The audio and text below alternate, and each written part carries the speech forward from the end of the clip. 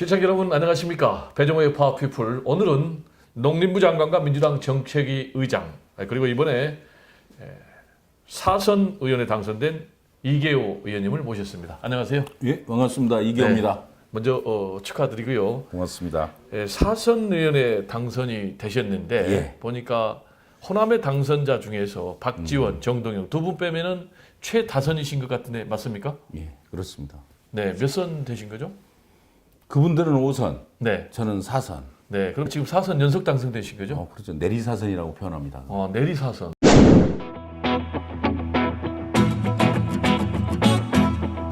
네, 며칠 전에 윤석열 대통령, 이재명 대표 영수회담 했지 않습니까? 예. 영수회담 몇 점 매기세요?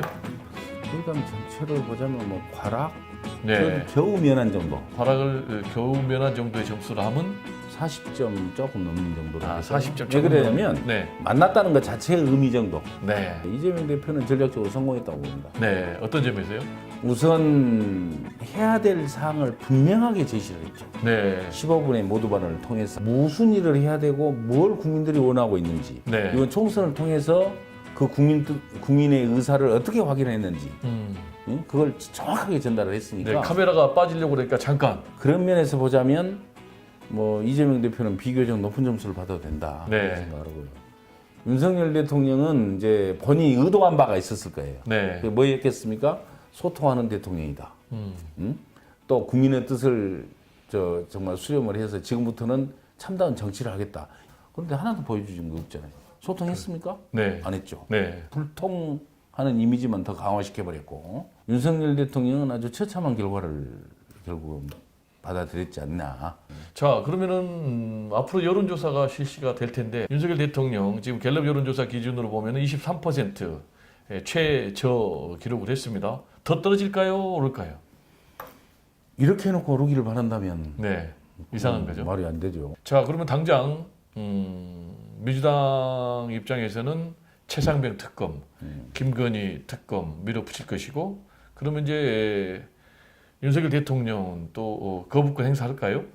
일단 당장 최상병 특검과 이태원 특검은 21대 국회 현 국회에서 처리를 하기 위해서 노력을 할 겁니다. 그러지만 이제 김건희 특검에 대해서는 이제 22대 국회로 넘어갈 사항이죠. 그러나 민주당 입장에서는 이번 총선을 통해서 확인된 민의가 있기 때문에 네, 어떠한 방식으로든지 정리를 할 수밖에 없습니다. 네, 그래서 그에 대해서 이제 윤석열 대통령이 뭐 거부권을 행사하느냐 마느냐는 윤석열 대통령이 성품으로 봐가지고는 뭐 상상을 초월하는 뭐 상황이 계속 일어나고 있으니까 저는 거부권 또 행사할 것이다 그렇게 봅니다. 그렇군요. 이렇게 되면은 윤석열 대통령도 결국 탄핵의 위기에 몰리지 않을까요?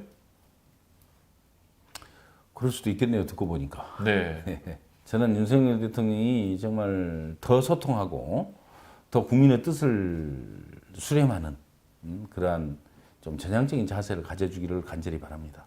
아시겠지만 지금 거대 야권이 192석이고 지금 국민의힘이 108석인데 8명만 이탈하면은 탄핵 의결 정족수 200명이 넘을 수가 있거든요. 윤석열 대통령이 이렇게 계속해서 야당과의 협치를 거부하고 국정 운영 기조를 대변화를 요구하는 국민들의 요구를 거부하면 그런 일이 실제로 일어날 것 같다라는 좀 우려가 있거든요.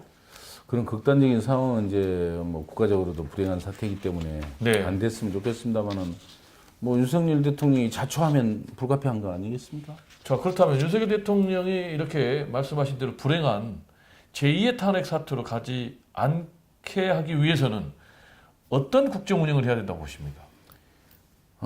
제발 좀 민생을 챙기는 대통령이 됐으면 좋겠고요. 네.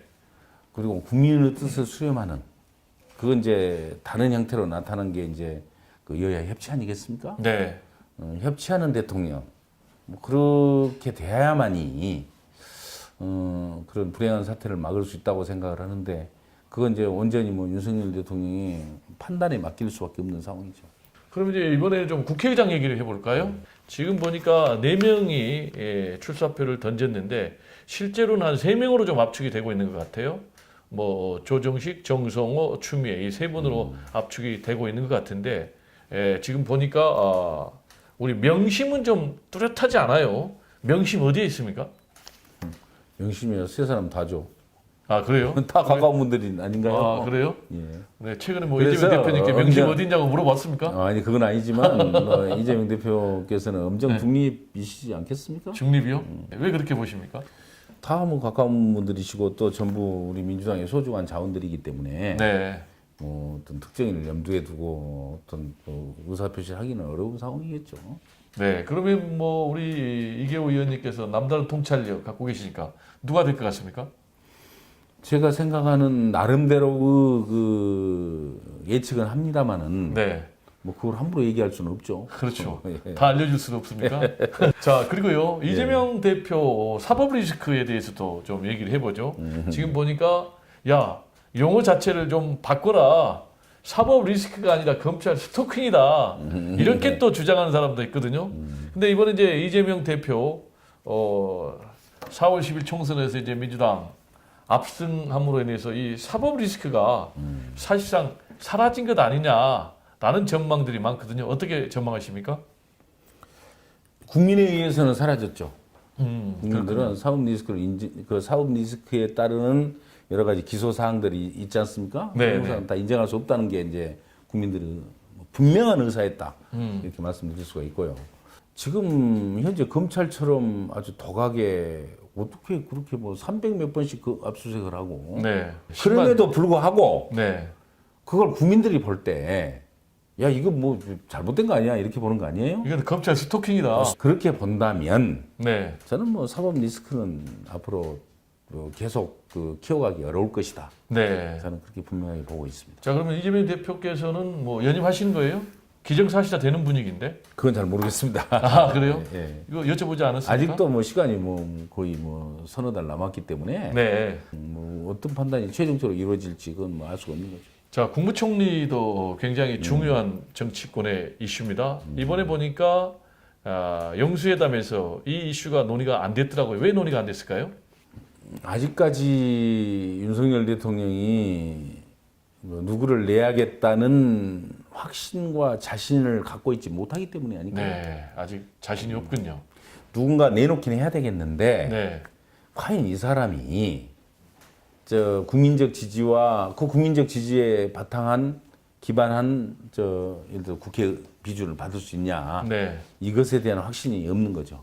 보니까 이제 대통령실 관계자 얘기로 독자적으로 간다 이런 메시지를 내놨다고요. 임명 동의 절차를 받으려면은 특히 이제 민주당 이재명 대표의 협조가 없이는 불가능한 구조잖아요. 이재명 대표 협조라기보다는 민주당의 협조.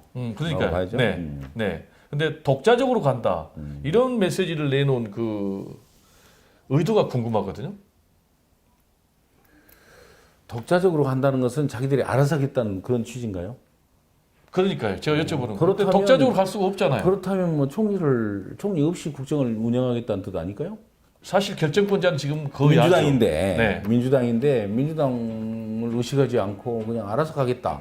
그건 뭐 국무총리 없이 국정 운영을 하겠다는 의사는 똑같은 거죠. 그래서 지금 윤석열 대통령이 이런 식으로 마이웨이를 고집하면 결국 탄핵이라는 불행한 길로 가기 때문에 총리 추천권도 아예 야권에게 넘기고 그래서 고국내각을 구성을 하고 연정을 하고 더 나아가서는 개헌까지 해야 된다. 그렇지 않으면 잘해야 식물 대통령의 길밖에 남지 않는다. 이런 의견들이 많거든요. 여기에 대해서 의원님 어떻게 생각하세요? 그게 이제 현실적으로 여러 가지 대안 중에 하나가 될는지는 모르겠습니다만 네, 그러나 윤석열 대통령의 정치 행태 그리고 지금 현재 국민의힘이라는 여당의 그 환경을 놓고 볼 때 거의 이루어질 수 없는 일이에요. 안타깝게도 이제 21대 국회 강대강 강대강으로 갈 수밖에 없다는 것은 얼마 전 영수회담을 통해서 입증된 거 아닌가요? 그렇게 보여집니다만 제가 보기에는.